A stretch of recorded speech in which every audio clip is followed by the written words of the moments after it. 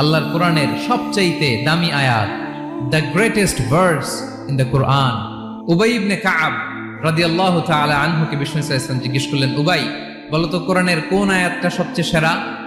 উবাই জানেন, তারপরে বললেন আল্লাহু ওয়া রাসূলুহু আ'লাম, আল্লাহ রাসূল ভালো জানেন। দেখেন কত বিনয়ী ছিলেন সাহাবারা, জেনেও উত্তর দিতে চাইতেন না, ভাবতেন না জানি বিশ্বনবী নতুন কিছু আমাদেরকে জানায়।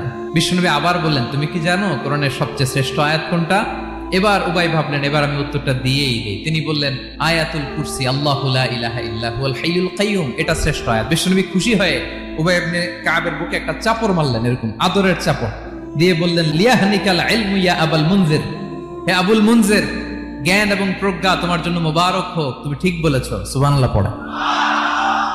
তাহলে এই প্রথম ইনফরমেশনটা আজকে জানলাম, কোরআনের সর্বশ্রেষ্ঠ আয়াতের নাম ৬,২৩৬টা আয়াতের মধ্যে থেকে সবচাইতে দামি আয়াত এটা।